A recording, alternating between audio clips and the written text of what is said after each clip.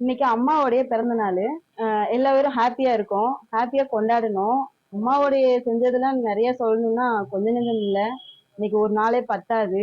அதனால மறுபடியும் திட்டங்கள்லாம் எங்களுக்கு கிடைக்கணும். அம்மா அம்மாவுக்கு அடுத்து சின்னம்மா தான். சின்னம்மா தலைமையில பிரிஞ்ச இந்த தலைவர்கள்லாம் ஒன்று சேர்ந்து இந்த ஆட்சிக்கு வர எலெக்ஷனுக்கு அவங்க எல்லாரும் நின்று ஜெயிக்கணும். மறுபடியும் எங்களுக்கு இந்த திட்டங்கள்லாம் எங்களுக்கு கிடைக்கணும். அதான் இன்னைக்கு எங்க அம்மாவுடைய பிறந்த நாள்ல எங்களுடைய கோரிக்கை இதாங்க. சின்னம்மாவுக்கு மக்களும் தொண்டர்கள்லாம் வாரிசு. அதனால அவங்க தலைமையில நடக்கணும். நடக்கும்னு மக்கள் எல்லாருமே எதிர்பார்க்கிறோம். இன்னைக்கு அம்மாவோட பிறந்த நாள். ரொம்ப மகிழ்ச்சியா இருக்கு. நாங்க எல்லாரும் சந்தோஷமா கொண்டாடுவோம். அம்மா மக்களுக்கு செஞ்ச நன்மையெல்லாம் கொஞ்சம் நெஞ்சம் இல்ல.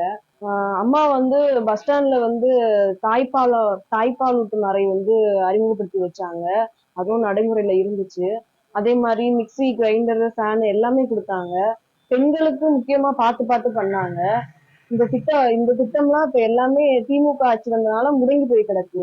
வர்ற 2026 எலெக்ஷன்ல அதிமுக ஆட்சிக்கு வரோம்னா சின்னம்மா தலைமையில பிளவுபட்டிருக்க தலைவர்கள் எல்லாரும் ஒண்ணு சேர்ந்து செயல்பட்டாதான் ஆட்சிக்கு வர முடியும். ஏன்னா அம்மாவுக்கு அடுத்து சின்னம்மா தான் ஒரு தியாக வாழ்க்கை வாழ்ந்தவங்க. தொண்டர்களும் மக்களாகிய நாங்களும் தான் அவங்களுக்கு குழந்தை.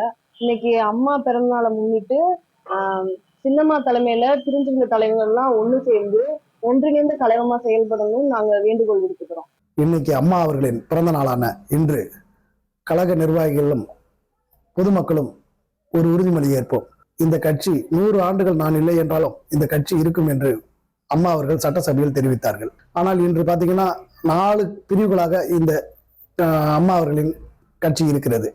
எல்லா அணிகளும் ஒன்றாக இணைந்து அம்மா அவர்களின் கனவை நினைவாக்க அம்மா அவர்களின் தலைமையில் ஆட்சி அமைந்து இந்த 2026 சிறப்பான ஒரு ஆட்சியை அமைக்க வேண்டும் என்றால் பிரிந்த அணி அனைவரும் ஒன்றாக சேர்ந்து இந்த 2026 தமிழ்நாட்டில் உள்ள 234 தொகுதிகளிலும் அம்மாவின் கனவை நிறைவேற்ற ஒன்றிணைவோம் என்று உறுதிமொழி ஏற்போம்.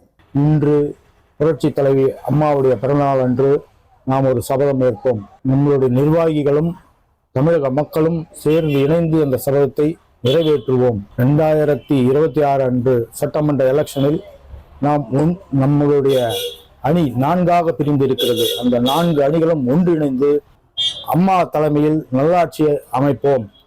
வாருங்கள், ஒன்றிணைவோம், மக்களுக்கு அம்மா திட்டங்களை வழங்குவோம்.